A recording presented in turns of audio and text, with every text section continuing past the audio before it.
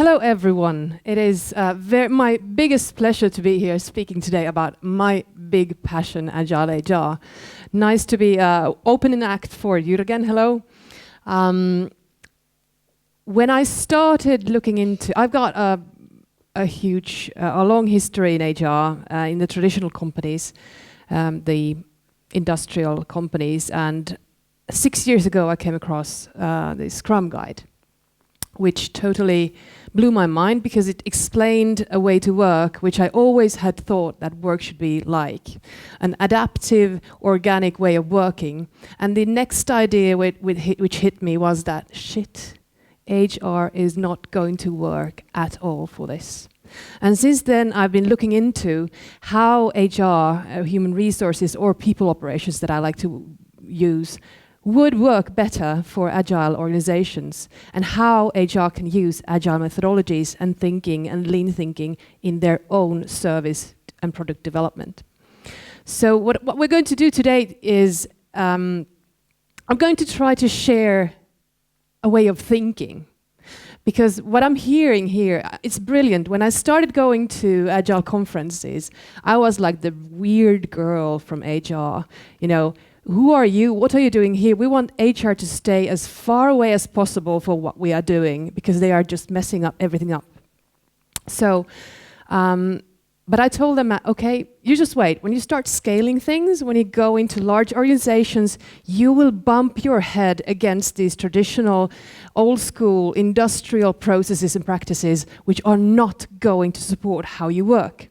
Because how I see what HR is about is we are defining UX for work. We are trying to make work better.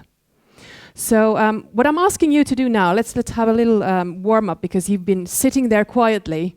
I'm just going to ask you to share what you think, but let's first warm up a little bit. How many of you are from HR? Yes, hello, welcome everyone. 3 persons, nice to have you here. How many of you are architects, IT architects? I guess they're in the other. Oh, 1. Thank you. Thank you for being here. You will understand what I'm talking about when I'm talking about people architecture. Other ones? IT, software development? Yes, cool. Can somebody say 1? Can somebody say 2? Can somebody say 3? Can somebody say 5? 6? Okay, next question. This is kind of the feeling that many people get when we talk about HR. And I understand you, because I had the same feeling for a long time. There is so much going on. What we are doing in people operations, how organizations are going to work, how we lead organizations, how they are structured, everything what Jürgen talks about. People here have been talking about team culture, have been talking about salary formulas. That's all HR. It's all going to change. So the longer the HRs are sitting in their offices looking into the industrial way of working, the longer it takes for you to change the organization. And this is mostly the feeling. What I would like to ask you now, we had a little warm up now, so I'd like to ask you, if you could ask HR, tell HR what you need, what would you say you would need to make your work better? Just shout out. If you're not, it's going to be awkward for me. What do you need from HR? To be more flexible. What else? Give you the money, okay? What else? Sorry? No paperwork, less bureaucracy. Yeah, what else? Budget for celebration. Nice. Sorry? No interruptions from human resources. That's the same thing. Stay out, stay away, right? What else? Oh, you don't like the Gauss curve, the bell curve? You know, that's I've been saying, like, what if you would have a discussion with your wife once a year, and you would be like, Maria, last year, overall, you were 3. It is as ridiculous to have performance management discussions and ratings on a bell curve for 1 year back. It is just, ridiculous. Yes, thank you. What else? Yes. How about if you are designing goddamn UX for work? It would be cool if you would know how that work is done, right? You have to know what you're designing to. I'm giving you a hard time over there with the camera. It would be cool to know what you're designing to. If you're designing to an industrial operator who's been doing the same things for years and years, fine, do the industrial thing. Do the long-term planning. You know what's going to happen anyway. If you're going to do repeatable work, which has been repeated over and over again, fine, do it in a process way. But if you're doing something unique, if you're working in digital business development, if you're working with services and products and R&D and software, you have a totally another system that you're designing the work, processes, practices, and support to. So, here is kind of, you all know this, it is kind of going from the hierarchical organization towards a networked, more decentralized organization. And it's not black and white, it's not either or, there's something in between as well. We can see this transition happening, and you can't say for a company with 3,000 employees that, okay, let's just be flat, and let's just be, let's start with teal. Yeah, right. That's a huge risk. So there is stepwise process going on in organizations. We have different planning cycles. We have different cycle times or times of what do you call it when you from order to delivery. We have different frequency of doing things or measuring things.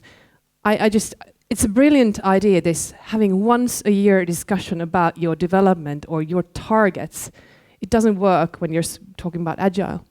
So these are two different systems and everything in between that we need to know and understand when we define HR. A good question for you is, when you start designing HR, who makes decisions? The closer to the outside decisions are made, the more of a networked, decentralized organization it is. What are you rewarded about? Who is doing the thinking? I love this question. Who is doing the thinking? It goes to management, it goes to HR, it goes to whoever is doing some process, planning some processes. If you are sitting there in your cubicle, closed doors, doing the thinking for somebody else, you are not doing it in an agile way. You are not validating your thinking. As you, with the salary formula, just said, you tried something out. As soon as possible, put something out to get some input. You can use agile and lean thinking in developing HR as well. How does work work? It would be nice if you would know what we do and how we work. Right? Here is my own definition of Agile HR. I was trying to look for 3 years for somebody who could define it on a rational level, on a logical level, and on a level that would satisfy my needs, but I didn't find it, so I tried to define it myself. So, first of all, designing human resources or people operations, all the practices and processes and policies and you name it, that would need to make work for an agile organization. The other one is using agile or lean thinking when you're doing your own work. And the third one is with the values. So using values, the agile values from the Agile Manifesto and Agile HR Manifesto, if you heard of that. Cool, let's go back to this one and let's see how many of you really think you know what HR is doing. And now I have, I'm sorry for you guys back there, you're not going to see what it says, but I'm going to talk you through this. What do you need? From the first employee you employ, what do you need? Well, if you would take the employee in and you would start training him and he would be... Contract? Yeah. And you need some money for that, usually, right? So there are a lot of things that's going on. We have payroll. We have, in almost all countries, we've got insurances. In all countries, we have legislation calling absence, about absences. In all countries, we have holidays that you need to sort out and follow and keep book of. We have pensions. We have tax things that we need to sort out. We have authorities, all that awful reporting and administration and application that we need to sort out for the organization. We have occupational safety, which is taken care of in organizations, and that's also often legal requirements. We have work time management. You need to sort out how much people are working. We have the contracts. We have the NDAs, usually. We have non-compliance. If something isn't working or something's going wrong, it's us, our asses on the line. We have works councils, where we need to discuss and agree of these things with people who are representing the employees. We have union and collective agreements that we take care of. We have benefits, hopefully, in some organizations. We are looking into total compensation, not only salaries. We talk about benefits, we talk about non-monetary rewarding. We are starting to work with bonuses. And this is all happening in even the smallest organization. So when the organization is basically growing, you need more of these structures, or some say you would need less of these structures. But some of these structures, most of these, are legally required from organizations. We just have to deal with them. We have to take care of them. We usually have travel policies and how to reimburse travel money. We have statutory raises and merit money. We have travel partnerships that we take care of. We have keys and ID cards that some people need to take care of. We are a soul doctor as well. Yes, we take care of people's souls as well. And then when the company grows enough, it's just not enough. You know, add recruitment and hiring actually here. Usually that is the first things the HRs are doing as well.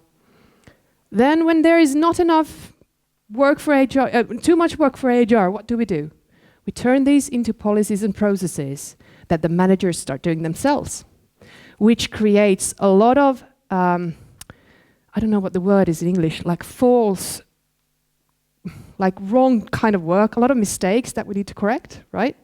So we put that into policies and practices and try to help managers do that.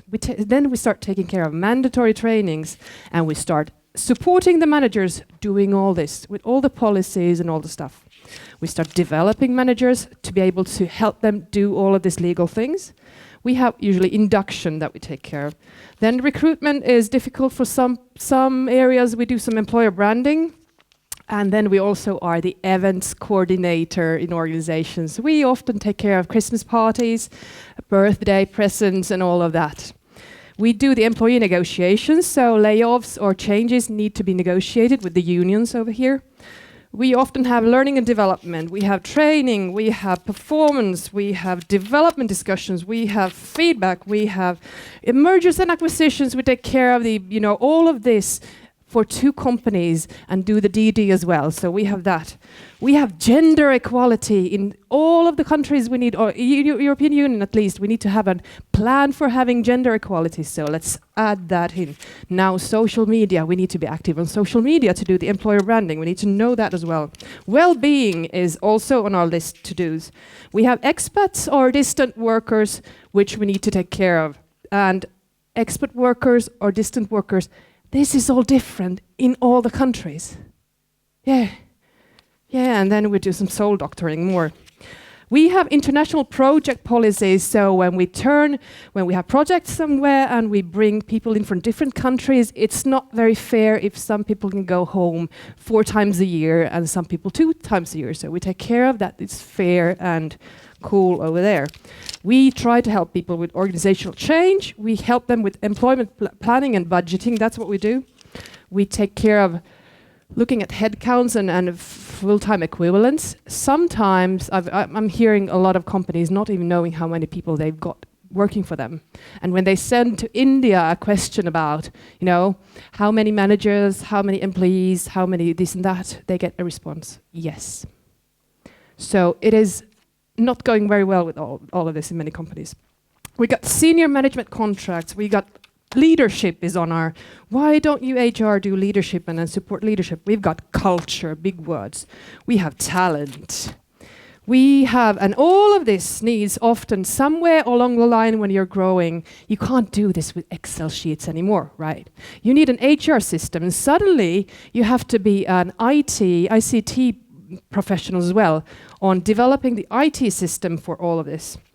And what I really love about HR and people operations now is that it's coming in, the analytics part is coming in. So we can start looking into these and measure it and look into the evidence-based decision-making concerning people. That's coming in. We have employee surveys. Wow. Here, that's what I came up with. That is what HR is doing in large organizations. And what is important to understand is that this is happening and progressively developed during the organization's growth, maturity, development. So what we're seeing is that we start having, I'm just going to share, where did I put that? Here? Yeah. The process capability maturity model. So when we develop all these processes, first, it's chaotic, it's initial. Somebody does something and they are the only ones knowing how it's done. Then you have a growth and you need to do that repeatedly and you write something down. Okay, this is how I do travel policy or travel arrangements. Then suddenly somebody is asking you to, okay, let's define a process for this so anybody can do that. It becomes defined. And later on it tries to be managed. So you try to have some metrics on it to see how it works and later on optimized. So if you think about these three pictures, I'm just going to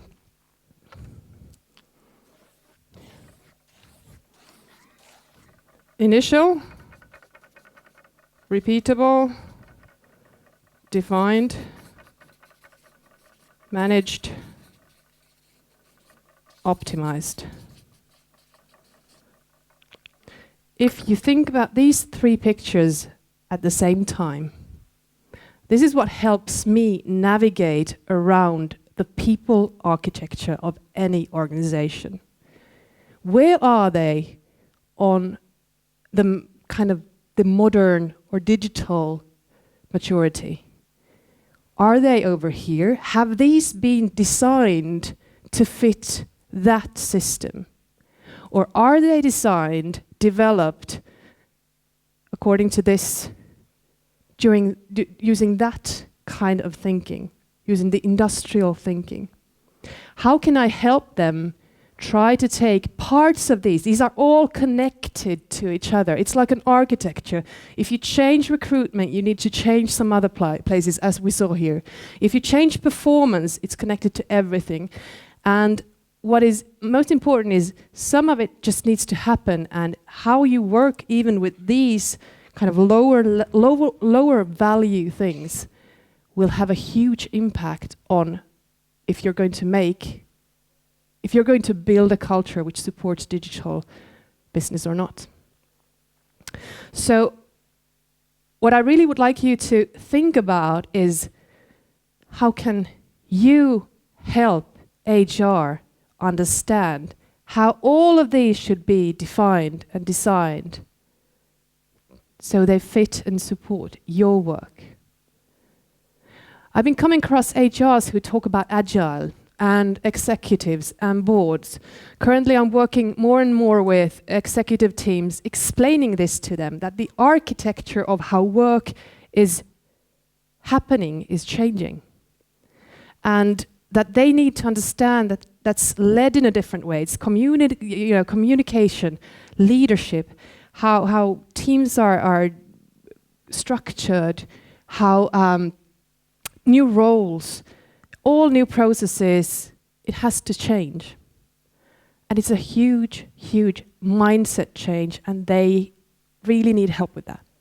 So I would urge you to ask yourselves, how can you help HR succeed? many of these people think that Agile, just going to share 4 misunderstandings of Agile that I come across quite often. The first one is, it is something that the software development and ICT people have created to be able to do whatever they want to. Yeah, this is one, which is very often heard. So it's something that's, you can do whatever you want when you work.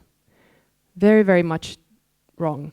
The other one is, HR, I've heard this is a good one. HR loves Agile because that means they don't have to plan anything. Which is also, I mean, planning a lot, but just differently in stepwise and increments. The third one is, it's about flexible work. It's about flexible workplaces, nice new offices that have multi-purpose ways of working. It's not about flexible work. It's not about working hours. It's not about balancing work life and home life. It is just different. It's not about flexible work. And the fourth one is, it's making things, the same things quicker, which you probably have also heard. So Agile is just quicker, and it's not true either. So I'm helping them understand what Agile is about and what Agile is not about, and helping them understand that, I mean, if you need to do naked tap dancing to get your work done, you need to be able to design your support for the naked tap dancing. If you're doing Agile, you need to design for Agile. If you're doing industrial old school, you need to design for that. So this is what I'm kind of would like you to take away from this, is that, first of all, HR, how HR understands Agile and that you help them understand Agile has an immediate impact on your ability to scale, your ability to really work according to Agile principles. So get them on board, help them understand, go to Gemba with them, take them by the hand and show them, this is how we work. This is how our target setting works. We do it in 2 weeks sprints. It changes all the time. How can we then have an individual target for 1 year? It's not possible. Let them have the insights themselves. Second, I come across quite a lot of Agile people who are talking about one piece of this puzzle and pointing out that this sucks. Yeah, it does. And on the same time, it's connected to all of these other things. So imagine the hurt. I'm not sure if you've done, IT architecture, but if you have an old architecture and somebody wants to change one little thing over there and modernize it, what does it mean? Some things are going to be broken. Some things are going to, when you start changing all of this system from here towards here, some stuff and some connections are going to be broken. And you just need to live with that. That's a decision that you need to take together with the management team or with the HR. What is okay to be broken? The third one, some Agile people say that, legislation, law, we're just going to, that's not that important. It's just bureaucracy. That is not your decision to take. Breaking the law is not a team decision to take. If the management decides to, work time, we have like ridiculous bureaucratic expectations of how to do work time documentation in Finland. And some companies just make the decision, okay, let's just write 7.5 hours every day for everyone, whatever you do. It's a management decision. It's a risk that the management has to take. It's not your decision to take. You can discuss it, but you need to remember that if you're speaking about breaking law or finding a way to, do things a bit differently, it has to be people who can take the decision to make that. What I really hope that I've left you with is understanding about the whole picture of what HR really are doing in larger organizations and why it is so very hard to start moving towards the Agile way. There are brilliant, brilliant ideas how to start picking up pieces here and there and making them modern. And I love hearing that you guys are basically doing modern HR in your organizations. That is fantastic. I hope they can teach HR about this, go to Gemba with them and help them move their organizations towards healthy, modern, digital, decentralized, nice organizations. Thank you.